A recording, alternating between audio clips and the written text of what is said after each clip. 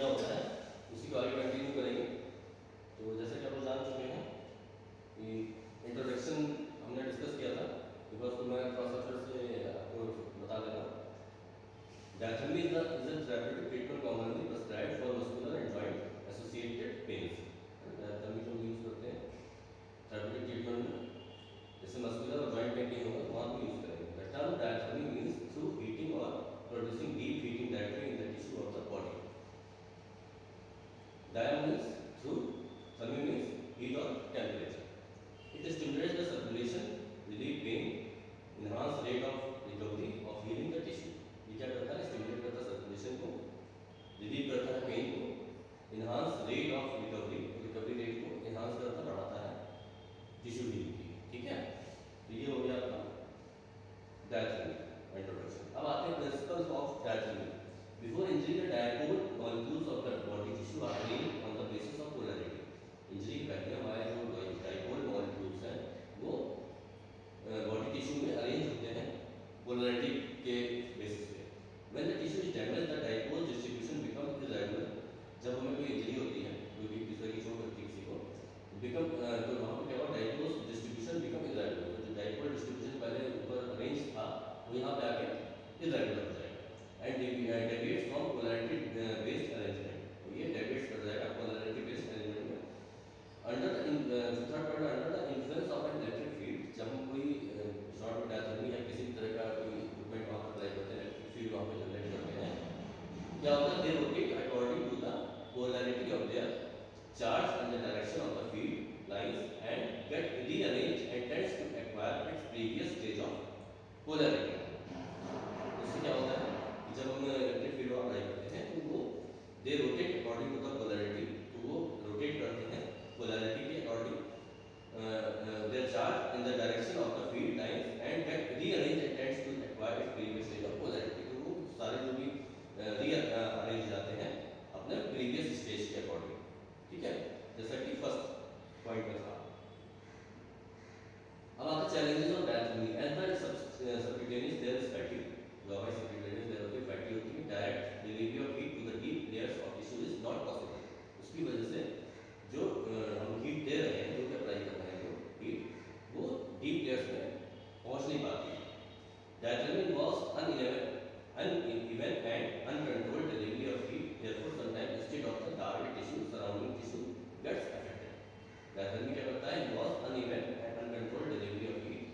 ये क्या करता है, uneven और uncontrolled delivery की करता है, therefore sometimes instead of the target tissue, surrounding tissue gets affected। इससे क्या होता है, surrounding tissue जो है वो भी affected हो जाते हैं। Diathermy uses an electric current to produce heat deep inside the target tissue। It can reach areas as deep as 2 inches from the skin surface। ये कहाँ तक पहुँच सकता है? It can reach an areas as deep as 2 inches from the skin surface। Skin surface में 2 inch तक ये deep तक इसकी जो है रेल पहुँच जाती है, इसकी हीट वहाँ तक पहुँचती है। The diathermy machine does not apply heat directly to the body। diathermy machine जो होती है वो डायरेक्ट हीट अप्लाई नहीं करती बॉडी में। Instead the current from the machines allow the body to generate heat from within the targeted tissue। ठीक है, मतलब जो भी आप अप्लाई कर रहे हो हीटिंग मॉडलिटी डायथर्मी, वो डायरेक्ट हीट अप्लाई नहीं करता है, वो क्या कर रहा है, the current from the machine allow, जो मशीन का करंट है वो बॉडी को अलाउ कर रहा है, बॉडी खुद जनरेट करे हीट को from the within targeted tissue. जो भी टारगेटेड टिश्यू जहाँ पे आपको देना अप्लाई करना है वहाँ पे हीट वो ऑटोमेटिक जनरेट हो इससे करंट के थ्रू। As the heat increases it promotes blood flow. जैसे जैसे हीट इंक्रीज होगी ब्लड फ्लो बढ़ेगा। It can also improve help improve flexibility in stiffness joint and connective tissue। ये क्या करेगा, फ्लेक्सिबिलिटी को इम्प्रूव करेगा स्टिफ जॉइंट में और कनेक्टिव टिश्यू में। ठीक है, बेनिफिट्स ऑफ डायथर्मी। डायथर्मी के बेनिफिट्स क्या है? Intense heat deliver provides pain relief and better flexibility. जो इंटेंस हीट आप डिलीवर कर रहे हो वो क्या प्रोवाइड करता है, pain relief and better flexibility, मतलब फ्लेक्सिबिलिटी और पेन को दोनों को रिलीव करेगा। रिड्यूसेस इन्फ्लेमेशन, इन्फ्लेमेशन को रिड्यूस करेगा, वहाँ पे जो भी इन्फ्लेमेशन साइन रहेगा वो रिड्यूस करेगा। इंप्रूव सर्कुलेशन, सर्कुलेशन को इम्प्रूव करेगा। एक्सेलरेट हीलिंग, और जो भी हीलिंग है उसको एक्सेलरेट करेगा। जो भी इंजरी हुई है, जो भी वहाँ पे चल रहा है प्रोसेस, उसको इम्प्रूव करेगा, हीलिंग प्रोसेस को बढ़ाएगा।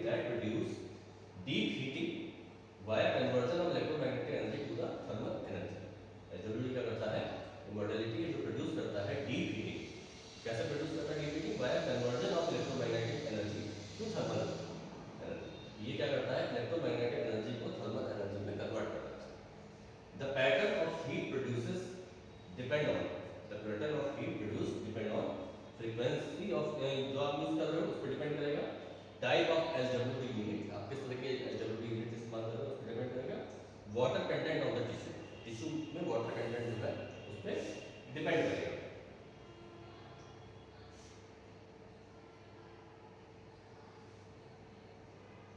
फिर आता है short wave dipole current frequency जो होती है 10 से 100 मेगाहर्ट्ज होती है।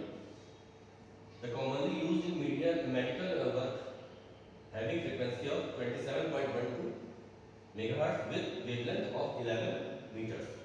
ये हम लोग इसमें यूज करते हैं, कॉमनली हम लोग इसी को यूज करते हैं। अब आता है मोडालिटी, इधर कंटिन्यूअस और पल्स्ड। ठीक है, पीएसडब्ल्यू क्या होता है? Application of series of short pulses of SWT so that short periods of SWT interrupted by gaps where there is no SWT. The patient receives lower dose of SWT energy if compared with the continuous SWT applied of the same time. ठीक है, वहाँ पे अगर patient को हम continuous apply करते हैं तो, और इसमें जो आपकी SWT है इसमें क्या होगा, रिसीव पेशेंट करेगा लोअर डोज। जैसे बहुत ज़्यादा डोज अगर नहीं देंगे तो आप लोग सही यूज करते हैं। The tissues will receive lower thermal load, tissue जो हमारे हैं वो क्या रिसीव करेंगे, लोअर थर्मल लोड, उनका जो थर्मल लोड है वो लोअर हो जाएगा, बहुत ज़्यादा नहीं पड़ेगा। अब आता है SWT, produce both deep and superficial tissue heating. ये क्या प्रोड्यूस करता है, डीप और सुपरफिशियल दोनों ही टिश्यू हीटिंग को देता है अंडर सर्टेन कंट्रोल्ड कंडीशंस। ठीक है, it's applied for 20 minutes at the maximum tolerable dose. इसको हम अप्लाई करते हैं 20 मिनट, 20 मिनट से ज़्यादा अप्लाई नहीं करते। अब आता है types of short wave diathermy, induction field, capacitive field. ठीक है, ये दो तरह के होते हैं, इंडक्शन फील्ड इसमें होती है और कैपेसिटिव फील्ड होती है। इंडक्शन फील्ड डायथर्मी के बारे में डिस्कस करते हैं। Places the patient in the electromagnetic field. इसमें क्या करेंगे, पेशेंट को प्लेस करेंगे और कहा इलेक्ट्रोमैग्नेटिक फील्ड में। Current flowing within the coil produces a rotating magnetic field. Current flow होगा कॉइल के अंदर, वो प्रोड्यूस करेगा रोटेटिंग मैग्नेटिक फील्ड, जैसे कि ये डायग्राम में दिख रहा है, rotating magnetic field. Magnetic field produces eddy currents in the tissue. Eddy currents cause friction that produce heat. है ना, एडी करंट का काम क्या है, फ्रिक्शन प्रोड्यूस करता है जिससे कि हीट जनरेट होती है। सेलेक्टिवली हीट मसल्स, तो इससे क्या होगा, मसल्स हीट होंगी। Also referred to as magnetic field diathermy. इसको हम लोग मैग्नेटिक फील्ड डायथर्मी भी बोल सकते हैं। अब आता है capacitive field diathermy. Capacitive field diathermy क्या होता है, uses the patient tissue as a part of the circuit. The tissues electrical resistance produces heat, selectively heats skin, muscle is heated by conduction from the adipose, also referred to as condenser field diathermy. अब आता है types of electrode, में कौन कौन से हम लोग electrode किस किस टाइप के यूज करते हैं। पहला है फ्लेक्सिबल पैड्स, ट्यूब।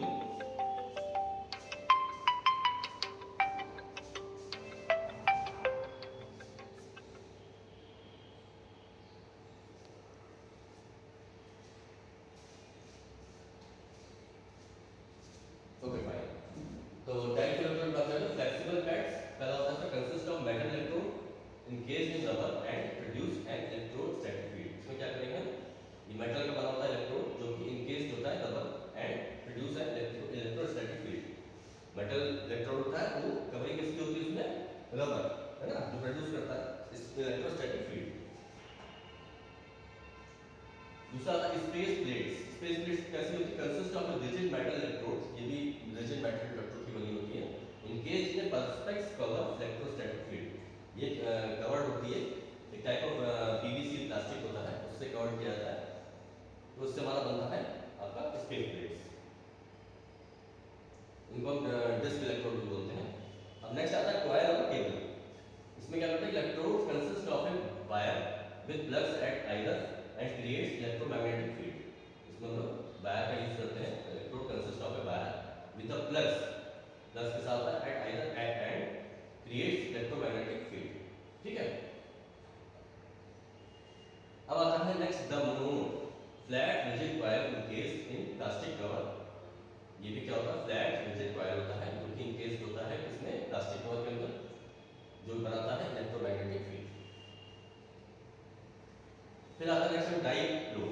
डाइपोल और drum of a flat coil, ये flat coil का बना होता है, electrodes encased in a perspex cover, ये भी perspex मतलब प्लास्टिक के कवर में कवर्ड होता है with two wings, इसके दो wings होते हैं,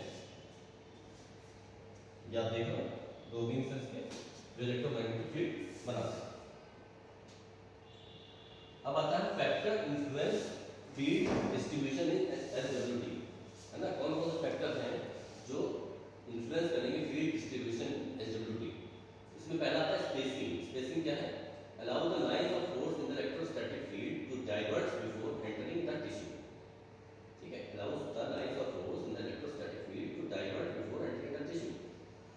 this prevents concentration of heat in the superficial tissue and ensures more heating through the part. Spacing provided by, पहला क्या है, wrapping flexible pads and towel, जो पैड होते हैं उनको हम टॉवल में रैप कर देते हैं। सेकंड होता है flat felt spacing pads between pad electrode and spring. Third होता है air well using space plates, ठीक है, स्पेस प्लेट यूज करें वहाँ पे एयर हम यूज करेंगे। Normal spacing even field distribution, है ना, increase space deep field concentration, मतलब नॉर्मल स्पेसिंग वगैरह तो वहाँ इवन फील्ड डिस्ट्रीब्यूशन होगा, वहाँ पे इवन जो हीटिंग जो होगी वो इवन होगी, बराबर से सब जगह पे हीटिंग होगी। और इंक्रीज स्पेस अगर स्पेस बढ़ा देंगे तो क्या होगा, डीप फील्ड कंसंट्रेशन, है ना, उससे डीप फील्ड जो है कंसंट्रेशन होगा। और डिक्रीज स्पेस कर देंगे तो क्या होगा, सुपरफिशियल कंसंट्रेशन। बस कहने वाला है कि अगर स्पेस आपने ज़्यादा कर दिया तो उसकी जो हीटिंग है वो डीपली जाएगी, गहराई तक जाएगी, है ना, और स्पेस अगर आपने कम कर दिया तो उसकी हीटिंग जो सुपरफिशियल हो जाएगी, तो ऊपर ऊपर हीटिंग होगी, अंदर तक हीटिंग नहीं जाएगी, बहुत पास अगर आप स्पेस कर देंगे तो स्प्रिंग। नेक्स्ट आता है electrode size. If the electrodes are too small then the diameter of treated part line of force will be concentrated superficial. अगर इलेक्ट्रोड जो है वो टू स्मॉल है, बहुत छोटे हैं, then the diameter of treated part, जिस पार्ट को आप ट्रीटमेंट दे रहे हो उसके अकॉर्डिंग अगर जो इलेक्ट्रोड्स हैं वो छोटे हैं तो क्या होगा, treated part line of force will be concentrated superficial. तो जो भी वहाँ पे आप जो भी ट्रीटमेंट दे रहे हो, जो भी आप ट्रीटमेंट दे रहे हो वो सुपरफिशियल रह जाएगा, डीप तक नहीं पहुँचेगा। If the electrodes are markedly larger, the line of force will be lost in the air.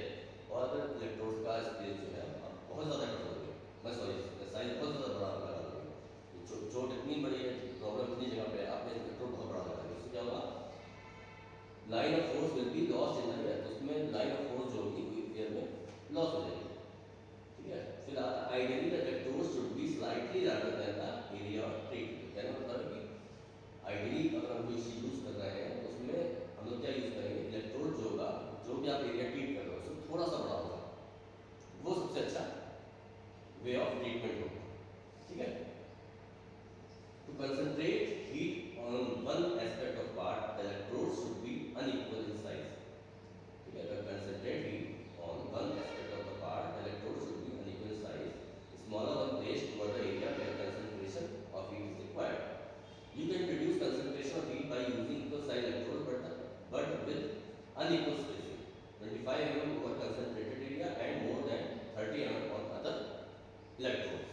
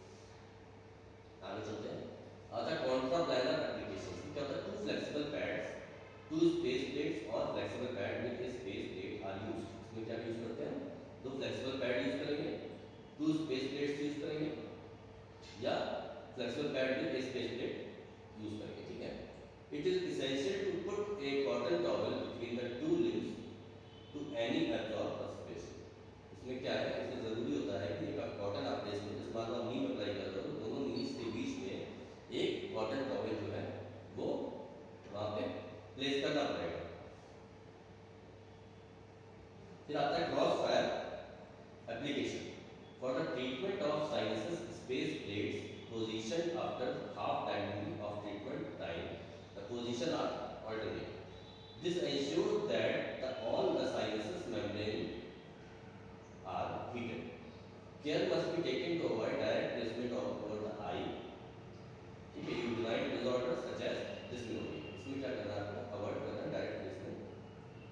कोई आई की प्रॉब्लम हो या यूटिलाइन डिसऑर्डर हो, उसमें आपको थोड़ा सा डायरेक्ट टच को अवॉइड करना है, डायरेक्टली प्लेस नहीं करना। एप्लीकेशन यूजिंग ए कॉइल इलेक्ट्रोड, पहला क्या था, coil move evenly firmly. Second आता है पैनकेक एप्लीकेशन। ये दो तरह की एप्लीकेशन यहाँ पर होती है कॉइल इलेक्ट्रोड में। पहला the coil move evenly firmly, और जहाँ भी वुंड है उसके आपने इवनली उसको लगा दिया।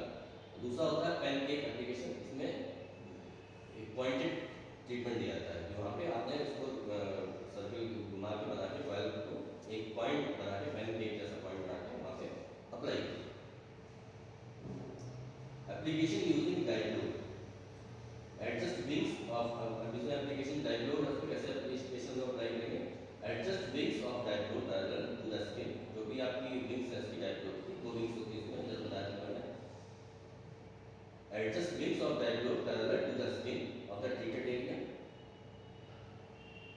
इलेक्ट्रोमैग्नेटिक फील्ड विल प्रोड्यूस, उससे क्या होगा, इलेक्ट्रोमैग्नेटिक फील्ड प्रोड्यूस, जैसे कि डायग्राम में आप देख रहे हैं उसी तरह से इसको अप्लाई करें। नेक्स्ट आता है फिजियोलॉजिकल इफेक्ट्स। इसका फिजियोलॉजिकल इफेक्ट्स क्या हो सकता है, the principal effect of eligibility on the body is the production of heat in the tissues due to the rise of temperature. The principal effect eligibility का क्या होता है on the body is the production of heat, heat को production करता है in the tissue due to the rise of temperature. पहला increase metabolism, ये क्या करेगा, मेटाबॉलिज्म को इंक्रीज करेगा। Heating tissues accelerates chemical changes such as metabolism, so oxygen and food stuffs are used up. With increase metabolism there will be increased output of waste product. अगर वहाँ पे metabolism increase होगा तो क्या होगा, there will be increase output of waste product, तो waste products का वहाँ पे आउटपुट जो है वो बढ़ जाएगा। फिर आता है increase blood supply as a result of increase output of waste products such as metabolites which act on the walls of the capillaries and arterioles. These tissue dilate, इससे क्या होगा, उसके टिश्यू तो डायलेट कर जाते हैं, फैल जाते हैं। In addition, heat has direct effect on blood vessels causing vasodilatation। ठीक है, इसमें क्या होता है, heat has direct effect on blood vessels, heat जो है वो blood vessel में डायरेक्ट इफेक्ट डालती है, causing vasodilatation, जिससे कि vasodilatation हो जाता है, फैल जाती है। Heat also produce stimulation of superficial nerve endings causing reflex dilatation of the arterioles. Heat क्या करती है, also produce stimulation of superficial nerve ending, ये सुपरफिशियल नर्व एंडिंग को स्टिमुलेट करती है, जिससे क्या होता है, कॉजिंग रिफ्लेक्स डायलेटेशन, उससे रिफ्लेक्स डायलेटेशन होता है आर्टेरियोल्स का। फिर आता है general rise of temperature as blood passes through the heated tissue, जब ब्लड हीटेड टिश्यू जो होता है वहां से पास होता है, it also become heated, blood भी हीट हो जाएगा ना, जो भी हीट एरिया हीटेड एरिया वहां से ब्लड क्रॉस करेगा तो वो भी हीट कर जाएगा and carries the heat to other body parts, और वो जब ब्लड हीट हो जाता है तो वो और बॉडी पार्ट्स तक हीट को पहुंचाता है। Rise of temperature induces muscle relaxation and increase the efficiency of muscle action. तो राइज ऑफ टेम्परेचर बढ़ता है तो क्या होता है, इंड्यूस होता है muscle relaxation and increase the efficiency of muscle action. अब आता है fall in blood pressure. Blood pressure low कैसे होगा, the generalized vasodilatation reduce the peripheral resistance to blood flow. जब आपका जनरलाइज्ड वैसोडाइलेटेशन हो जाएगा तो क्या रिड्यूस करेगा, पेरिफेरल रेजिस्टेंस जो होता है आपका ब्लड वेसल का पेरिफेरल रेजिस्टेंस जो है वो रिड्यूस करेगा ब्लड फ्लो। तो उससे क्या होगा, heat also reduces blood viscosity, और हीट जो है रिड्यूस करेगी ब्लड की विस्कोसिटी को रिड्यूस करती है, which helps in the reduction of blood pressure. इन दोनों वजह से क्या होता है, ब्लड प्रेशर जो है हो जाता है। उस पे पहले पॉइंट क्या, पेरिफेरल रेजिस्टेंस कम हो रहा है, दूसरा क्या है, ब्लड की विस्कोसिटी कम होगी, दोनों चीजें कम होगी, उससे क्या होगा, ब्लड प्रेशर जो है वो कम हो जाएगा। फिर आता है increase activity of sweat glands, है ना। If a general rise of temperature occurs there will be increase activation of the sweat gland. अगर एक जनरल इंक्रीज करेगा activation of the sweat glands. ठीक, कहीं भी आप देखोगे आपका थोड़ा सा हीट होता है तो वहाँ पे स्वेट ग्लैंड क्या बनती है, एक्टिवेट हो जाती है और वहाँ पे आपको स्वेटिंग हो जाती है। If a generalize of temperature occurs, there will be increased activation of the sweat gland.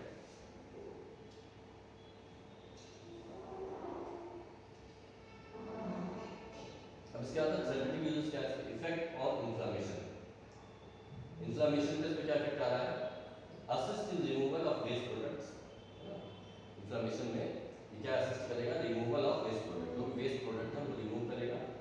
All these effect bring about resolution of inflammation. सारे ये इफेक्ट जो है क्या करेंगे, इन्फ्लेमेशन को कम करेंगे, है ना। अब आता है reducing healing time, increase blood supply, more nutritive material, more oxygen supply. तो ये सारा कुछ होगा, उससे क्या होगा, ब्लड सप्लाई इंक्रीज होगी और मोर न्यूट्रिटिव मटेरियल, न्यूट्रिशनल जो भी मटेरियल वहाँ पे पहुँचेगा, मोर ऑक्सीजन सप्लाई, वहाँ पे ऑक्सीजन सप्लाई ज़्यादा होगी, उससे क्या होगा, हीलिंग टाइम जो है वो घटेगा, रिड्यूस जाएगा हीलिंग टाइम। मतलब जो चीज़ आपकी 10 दिन में होगी वो कम समय में होगी।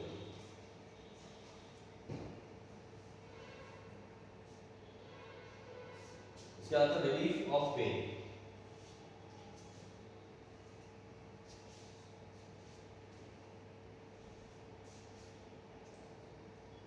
इसमें क्या होगा, रिलीफ ऑफ पेन में सेडेटिव इफेक्ट, सेडेटिव इफेक्ट मतलब दर्द से आराम कैसे मिलेगा, सेडेटिव इफेक्ट आएगा। सेडेटिव इफेक्ट मतलब उस पार्ट को आराम मिलेगा, रिलैक्स हो जाएगा।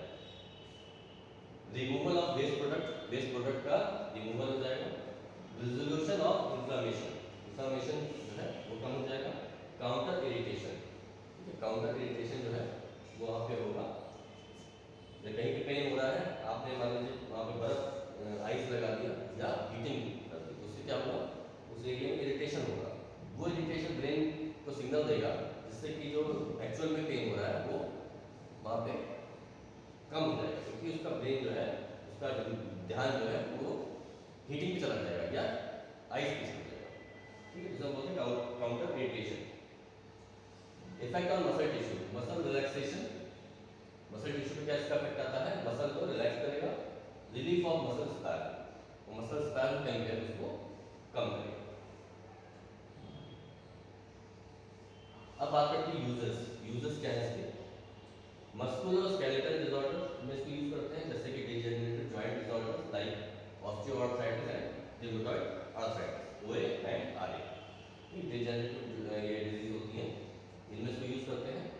स्ट्रेन, आप लोग जानते हैं स्ट्रेन क्या होता है, स्ट्रेन है ना, hematoma, muscles and tendon tear, कई मसल या टेंडन टियर हुआ है वहाँ यूज करते हैं। कैप्सूल लीजन, किसी जॉइंट कैप्सूल में कोई लीजन हुआ है तो वहाँ पे इसको यूज करते हैं। अब आता है इंफ्लेमेटरी कंडीशंस, इंफ्लेमेटरी कंडीशंस में वो यूज करेंगे लाइक बॉयल्स, बॉयल्स मतलब कहीं पे फोड़ा, फोड़ा जब बोलते हैं ना तो नॉन भाषा में फोड़े हो गए हैं, तो बॉयल्स, ठीक है, carbuncles, sinusitis, pelvic conditions, infected surgical incision, इन सारी कंडीशन पर लोग इसको यूज कर सकते हैं।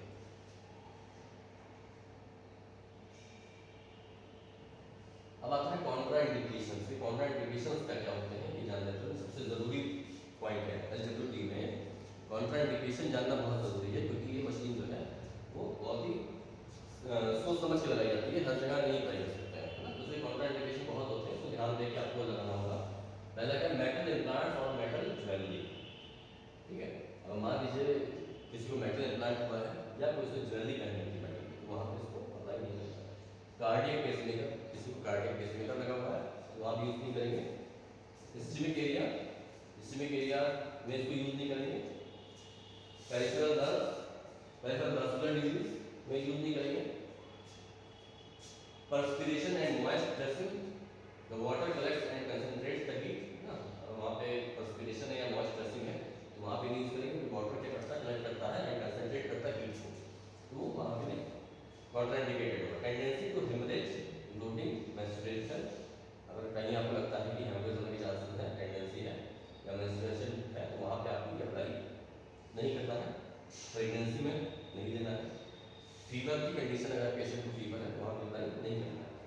फिर आता है सेंसरी लॉस, और कहीं पे सेंसेशन लॉस है, मान लीजिए पेशेंट को फील नहीं होता है, तो आप उसको टच करके देखो तो सेंसरी इम्पेयरमेंट आपको लग रहा है जरा सा भी, तो आप उसको अप्लाई नहीं करेंगे। कैंसरस तो पेशेंट है उसको कैंसर है, ट्यूमर है, कैंसर बना, उसको वहाँ पे अप्लाई नहीं करेंगे। डीप एक्सरे, कहीं डीप एक्सरे अगर हुआ है तो वहाँ पे भी यूज़ नहीं करेंगे। ट्यूमर्स, अगर किसी को ट्यूमर है तो वहाँ भी यूज़ नहीं करेंगे। अनरिलायबल पेशेंट्स हैं तो वहाँ भी आप नहीं यूज़ करेंगे। एरियाज ऑफ पर्टिकुलर सेंसिटिविटी, ठीक है, epiphyseal plates in children, the genitals, sites of infection, the abdomen with and implanted intrauterine devices, the eyes and face application through the skull, ये सब आपके सेंसिटिव पार्ट में यहाँ पे कहीं पे यूज नहीं करेंगे। अब बात करते हैं डेंजर्स। डेंजर्स क्या क्या हो सकते हैं इसमें? पहला होता है burns, concentration of electric field, excess current, impaired blood flow, hypersensitive skin, leads touching skin। Burns condition है तो वहाँ पे यूज नहीं करेंगे। कंसंट्रेशन ऑफ इलेक्ट्रिक फील्ड क्योंकि वहाँ पे हो जाएगी, एक्सेस करंट हो सकता है, impaired blood flow हो सकता है, hypersensitive skin हो सकती है, leads touching skin, है ना। बर्न कैसे हो सकता है? अगर डेंजर्स का आप देखें तो बर्न की कंडीशन कैसे होगी? मान लो किसी को आप लगाते हो तो बर्न कैसे होता है? कंसंट्रेशन ऑफ इलेक्ट्रिक फील्ड, और मैंने आपको लगाया वहाँ पे इलेक्ट्रिक फील्ड जो है ज़्यादा कंसंट्रेट होगी, वहाँ बर्न हो जाएगा। एक्सेस करंट हो गया, और आपने बहुत ज़्यादा करंट वहाँ पे अप्लाई कर दिया, जितनी रिक्वायर्ड है, तो वहाँ पे बर्न हो सकता है। इम्पेयर्ड ब्लड फ्लो इम्पेयर्ड है, वहाँ भी बर्न के चांसेस है। हाइपर सेंसिटिव स्किन किसी की होती है तो वहाँ पे भी बर्न के चांसेस है। लीड टचिंग स्किन, अगर जो आपने इलेक्ट्रोड लगाया उसकी लीड अगर स्किन को टच कर रही है तो वहाँ भी बर्न के चांसेस हैं, ठीक है। फिर आता है scalds, electric shock, overdose, precipitation of gangrene, faintness, giddiness, ये सारे जो है आपके डेंजर से होने के चांसेस होते हैं, इसको आपको ध्यान में रख के तब ट्रीटमेंट देना है, ठीक है। अब यहाँ पे भी कंफ्यूजन होगा, आप हमसे डिस्कस कर सकते हैं। आपका कंप्लीट हो गया है शॉर्ट वेब।